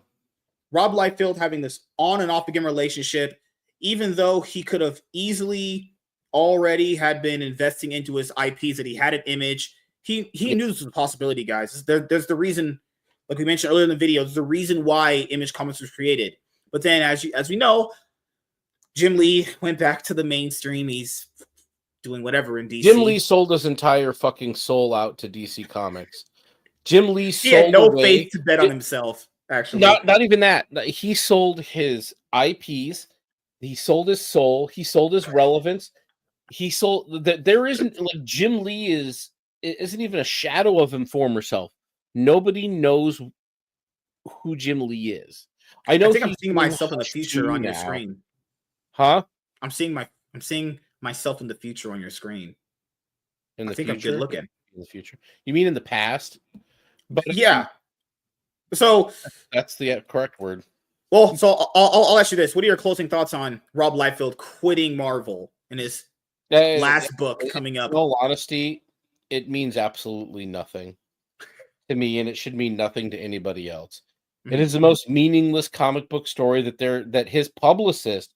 You know why this is hitting everywhere and being pushed around. His publicist is making sure that these articles get written. His publicity company is paying to get a couple articles written, probably because Rob had to drop some cash on it. I mean, I Do you think doubt he's over exaggerating in any of the stories? A lot of people say he's over exaggerating. Absolutely, he is. Of course, he probably is. Yeah, he's not. You don't have the whole context, but also at the same time, yeah, Kevin Feige's kind of an asshole. He's been an asshole to comic book creators in the past, and Rob Liefeld is no different. Kevin Feige thinks he's better than them because comic book creators are beneath him. They're not even screenwriters. And that's the way people like him think. It just is what it is, man. He's a corporate to Kevin Feige, schmoozy jagoff. As for my final thoughts, Kevin Feige just sees comic book creators, artists, and writers as people that created characters for him to farm in the MCU to make billions of dollars. I don't even think he knows that I don't think he knows who created most of the characters that are in the MCU anyways. No, he doesn't. He doesn't give a shit. Yeah, these people actively do not like comic book creators, artists, writers, and fans, as evident of Marvel Comics' treatment of some of these people. So, yeah, for me, hey, I'll give Youngbloods a chance when he drops it in 2025. It's coming out later in this year. I'll see if it's worth my time. Read issue 1, see if it's worth it. It's not, dropping it, because Rob Liefeld's not ever known for his writing prowess. Like Deadpool team up. So no one's talking about Deadpool team up. Their writing prowess. But like that final book that he's dropping, Deadpool team up number 5, coming out this week. No one's talking about Deadpool team up. Guys, Deadpool had another ongoing series that's like around 18 issues where they killed him off. Apparently, he came back. Fucking ridiculous shit we're doing that character now. Deadpool with comics doesn't really hit people. The character's a mess. Yeah. No, they've destroyed it. Every time somebody new starts writing Deadpool, it's just a whole other different fucking character. Everything that defined the character is a disaster. Yeah. When they tried to actually define him, they let it go and they ruined it, and they've given it to people who... Like, do you remember the 5 seconds when they had the Deadpool mercs for money or whatever the fuck it was? Oh, the Deadpool fucking corpse. Rainbow colored Deadpools and shit. The Deadpool corpse. Yeah. No, not even the Deadpool corpse. This was worse. This was literally a bunch of characters, like D-list characters that basically got put into Deadpool costumes to be like different color. Literally, they made a comic out of this, and they ran this for a minute. And then that was after the Deadpool corpse. And then they brought the Deadpool corpse back because multiverse. Rob Liefeld said he based the Lady Deadpool off Blake Lively. It's like, bro, oh my goodness. He didn't base that off of shit. He wasn't watching Gossip Girl. I mean, maybe he would. He definitely bitches just a like chick one. with tits that he drew.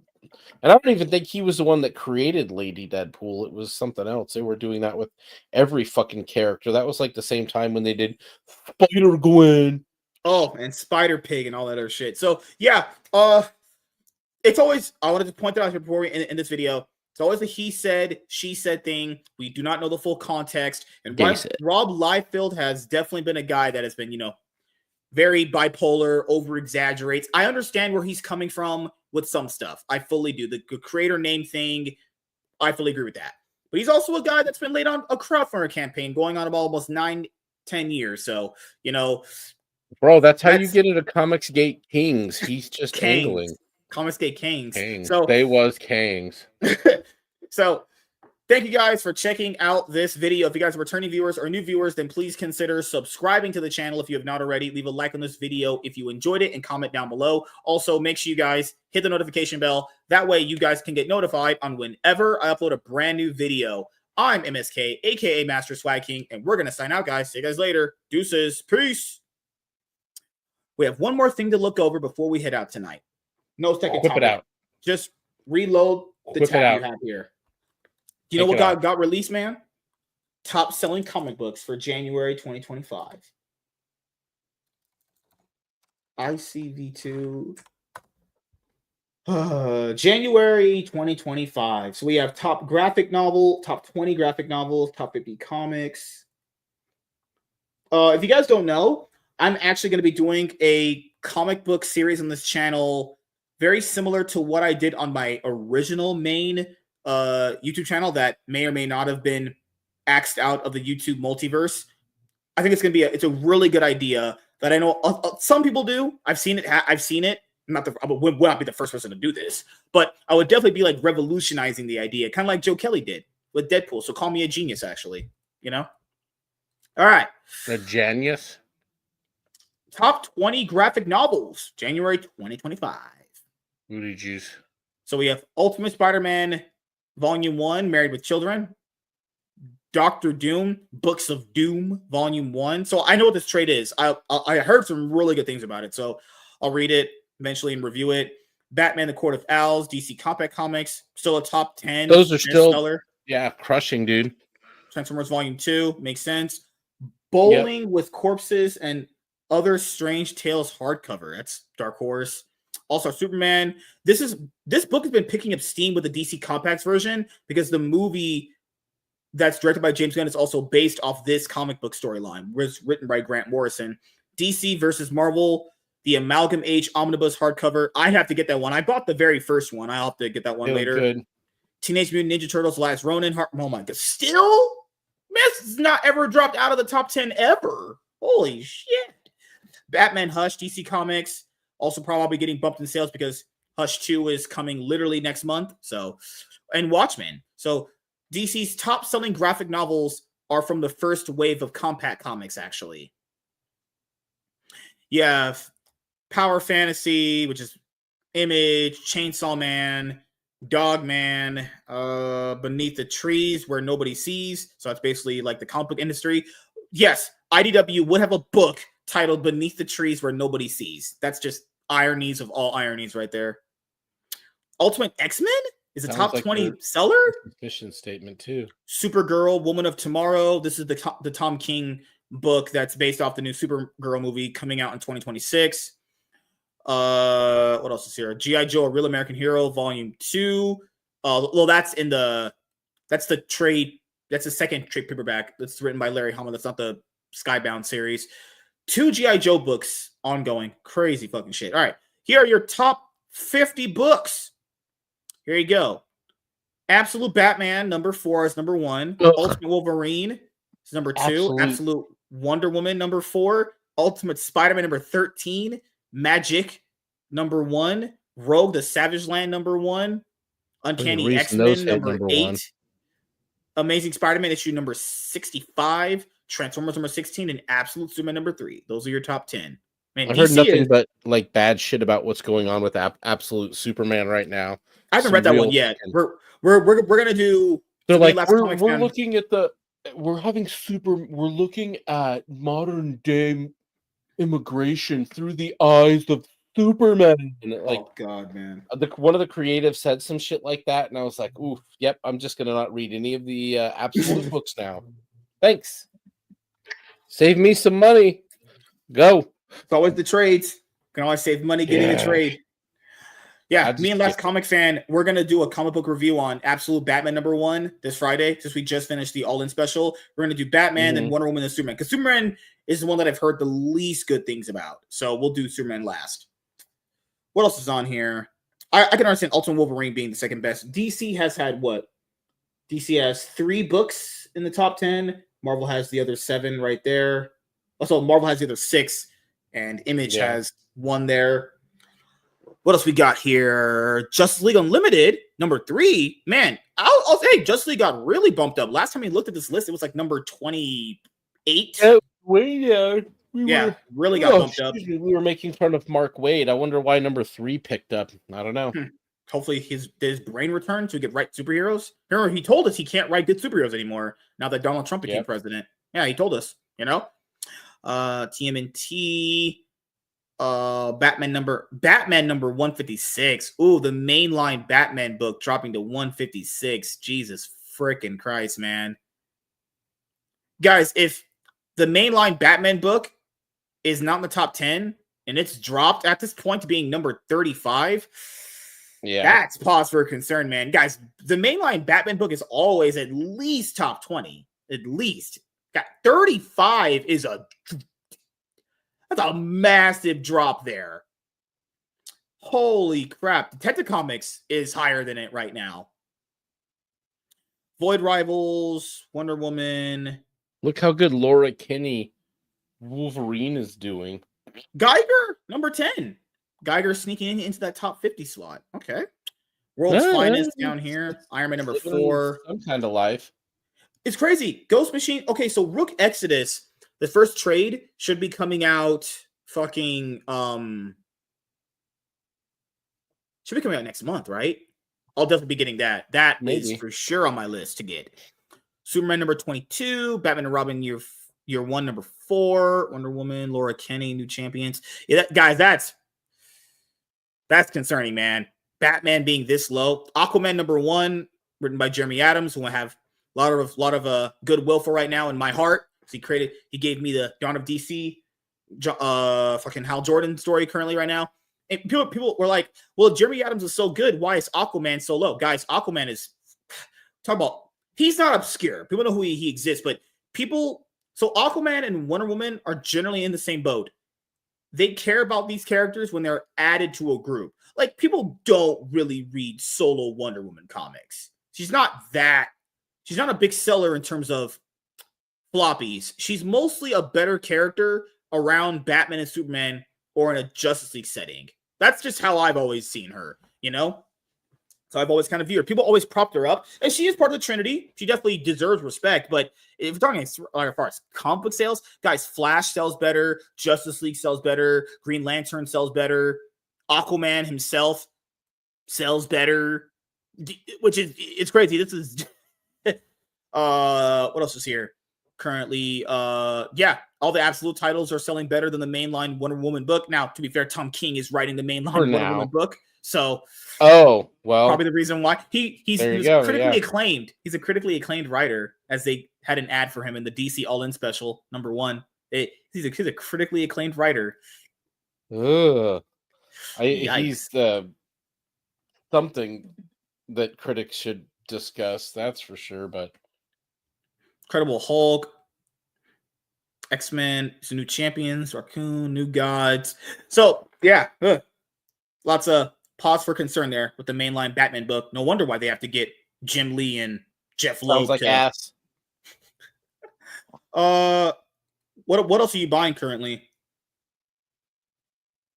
Nothing really, dude. There's just nothing really hitting. I got all those omnibuses, and I'm probably just going to live on that. I have some Fantastic Four trades from Hickman hanging out in my cart. I might pick one up. I don't know if I get a little burned out on DC. What else do I have laying around? I need to finish the first Nightfall, basically omnibus of Batman, the compendium, and then get the second one and the third one. Yeah, that's years of fucking Bat books. Like, that's gonna be like 2 years of Batman run of shit, dude. It's tons of it, but that's, in all honesty, that's some real peak fucking Batman shit from, like, what was that, like the late 80s, early 90s, where Bane came in. Like, that was like peak Chuck Dixon Batman shit. Like, all of those guys, such great stories got developed back then. So those are highly worth it. The last 2 of the Nightfall books are like under $20, for fuck's sake, for a shit ton, like massive page counts on them too. So tons of reading, tons of great story and artwork that you're going to get out of those. Well worth having them. As I often say, like, all of the best shit in comic books has already been created. It's already done. Like, you literally can be a comic book fan and read nothing new.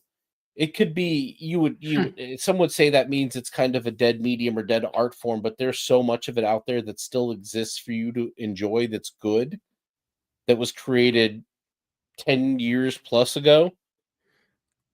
You should spend your money there, man. Trades, omnibuses, like those the DC Marvel All Access.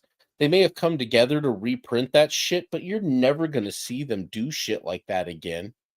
Mhm. That will those things will never That's come to because pass both again. companies You'll never realize see those we need to make recreated. money again. Let's just do this together. Well, Keep in mind, yeah, that's just so they can make money on printing trades. In all honesty, I think that's what the end result of some companies like IDW. All IDW is going to be is a place to reprint fucking Sonic comic books, and that's probably about it, if that even holds up. But Marvel and DC, the most valuable things they have are IPs from stories in the past. That's Yep. why they keep trying to create sequels or bring characters back. It's because they're creatively bankrupt, and they don't have anything that will sell today in any sort of valuable numbers to them. So it's all about trades of stories that are things people enjoyed. And that's where the money's going to be made. That's where it is made. That's what they have to sell. So you're going to see stuff like that probably continue to come out, and I mean that's fine. It gives a younger audience a chance to get into it and enjoy Yeah. the old stuff. I mean, that's the thing. You don't have to be old like me to enjoy the old stuff. You can get the Nightfall Compendium and give that to a 14-year-old that's Mhm. into Batman or some shit, and here you go. And they can pour through that whole story in one whole chunk. They don't have to fuck around and go find all the different floppies for it every week. Mhm. It's all there, all the shit that you need. Pour through that and enjoy the shit out of it because it's already done. It exists. It's there. Oh, excuse me. And it's like that's what the future is unfortunately constantly looking back to the past, because they will not spend money on talent to create new shit worth a while. So do you think they should hire me?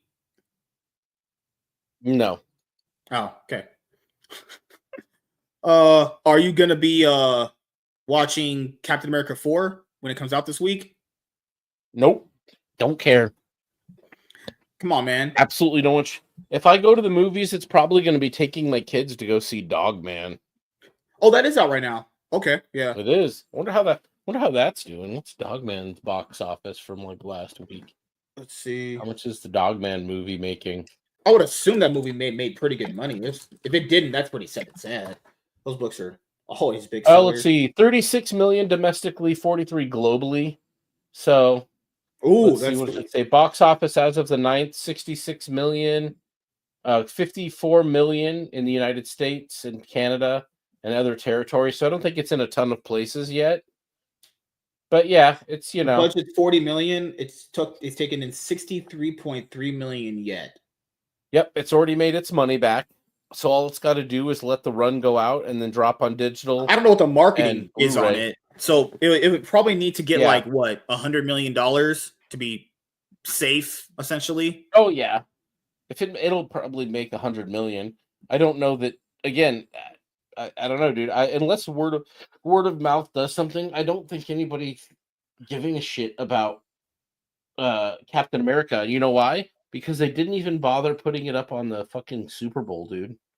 They had no movie trailers. Well, they had no reason to, because they knew they didn't want to waste the money on Captain America 4. Everyone thinks he's going to bomb anyway. Well, that's what I'm saying, though. That's how you know that even the studio's given up on it, because they didn't make a commercial for it for the Super Bowl. They didn't make one for Fantastic Four or Thunderbolts either. Hell, Warner Brothers didn't even have one for fucking Superman, dude. That says a lot about where superhero films are right now as far as the money that these studios are willing to spend on them. Oh, we have the shills coming out now. There's early reactions for it now. Well, for Captain America 4? Yeah. Should we I don't want it impacting my mind, but it usually never, those things never do. I just want to just go over what the general consensus were for like the first. I'll just go over like 3 of them. All right. This is 3C. I actually like 3C Films' channel. I think his content's great. Captain America Brave New World is an enjoyable watch with decent action sequences and some standout moments. However, it didn't quite hit the emotional or narrative highs I was hoping for. Loved Mackie as Cap, and I appreciated the more serious tone, but it did feel What it means slightly is empty. that they successfully There's no cut out all story. the parts where the Red Hulk was Trump. No, he's right here. Which is No what they tried narrative to do. highs. That means there's no story. Guys, narrative Yeah. is story. Well, that's the thing. This whole story was written to shit on the party that just voted unanimously, practically, or massive force for the political candidate of their. It was basically, this movie was written to shit on the right, to shit on Drake MAGA, to shit Randolph. on Trump. She said she's seen it. And a true Captain America movie, an excellent political thriller for adults, but also families, and a few surprises. But she says every new movie's good. no, dude, Grace Randolph is a complete and utter joke. She's not even a real person. I think she's just a entity created by a fucking publicity department somewhere. But yeah, like the first guy said there, of course there's no story. They cut all of it out on the editing floor. It used to be one of the longest Marvel movies in its runtime, and they cut it down to one of its shortest because the whole movie was supposed to basically paint Donald Trump as the Red Hulk, the bad guy, and everyone who's on his side as villains. Sean They had said to cut all of it out. Sean says Captain America Brave New World both met and exceeded my low expectations.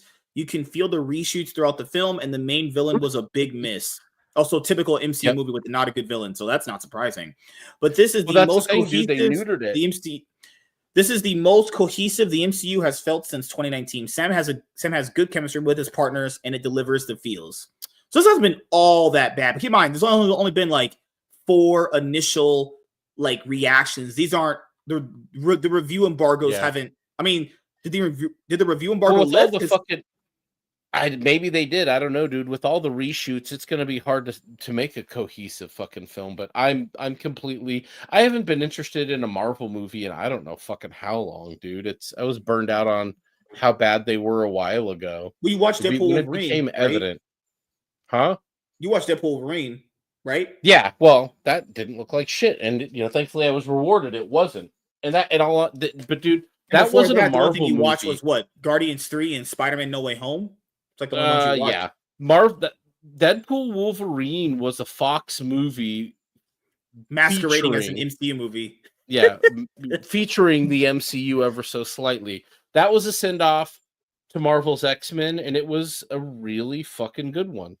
They got what they needed out of that. You got the member berries and everything else. It wasn't quite No Way Home for the member berries, but it was good fun. It was fine. It's nothing to shit on there, really. All right, so on Sunday coming up, guys, potentially we'll be doing that Battle Brick Road comic book review. At what time would be good if you're gonna do it on Sunday? Hell, dude, I don't know. We'll figure it out. Yeah, so maybe on Sunday we'll do a show. That's if I'm not barring. I don't know what time's my Cloud9 podcast with Chaz. I mean, if not, then we'll just maybe we'll throw a review together early. If it all depends on what's up with my computer, dude. Yeah, so ours is scheduled. So our Cloud9 podcast episode is scheduled at 8, but if I'm off early enough, I'll just do it earlier. So at 8 o'clock, I'll just message you and be like, "Hey, do you still want to do it?" And then we'll just go from there. Or I'll just message you earlier in the day if your computer is alive. We will find out. So much shit to take apart. Do you want to plug anything beside my wife before we head out? Rogues Gallery on Friday, as long as Iron's able to have it. I'll be there. Yeah. He doesn't come over here, guys. No promotion for me. He hates me. Why did you send him the link? Did you send him and Vagabond and Nate and Strider the link? Who are these people? Yeah, that's what I thought. Crazy. Did you send Tiny the link? She's been wild. That lady is ridiculous. That lady is bona fide crazy. Now, would I ever have sex with her? Never, because I have standards, but I would never do that. Like, she doesn't look like she would be good at sex. She looks like she would just die from it. Like, she's just fragile as all hell. And one says, I'll be at Disneyland on Friday. I have to figure out what I'm gonna do with inviting some of them. Not because I don't like them, it's because gotta figure out where they fit whenever I can put them in. You know, probably have them like just as like guests for shows typically. Maybe moving forward, I don't know yet. I'll see what happens. But yeah, ended up having 3 banger episodes today for the MSK show. We'll be back here tomorrow, guys, earlier in the day with a one-on-one with Volt's thoughts, actually. And then we'll have the panel show with Cyfax and Lunchbox Warren at 8:30 PST. Grey Poupée should be there. He didn't make it this Monday because it's one animal he had passed away. So he was like, hey, I can't make it tonight. I was like, yep, perfectly fine, man. You know, people love their animals. I get it. You know, if the animal you love passed away that you took care of for a baby to be an adult, that would hurt you a lot. So makes perfect sense. So hopefully he feels better. Hopefully he's able to come on Wednesday night. But if not, don't worry. We'll still have the show, guys. So yeah, I have a lot of content that I still have to actually give you guys. I know I've been a little bit behind on like this channel for uploading consistent content, but I did put out that really long video that me and Strider did a long time ago when I first met him. Really well edited, talking about all the main reasons why The Last Jedi is a bad Star Wars movie. I know a lot of you guys enjoyed it. You won't always be getting content like that, but you know, it's a nice video that I've had for a while that I've, you know, wanted to give to you guys. But yeah, thank you guys for checking out this episode of the MSK show. And we will see you guys later. Hopefully we'll be able to do the show on Sunday, but if not, we'll just do a show the following Sunday when you get back, because you won't be here this next Tuesday coming up. So see you guys later and have a great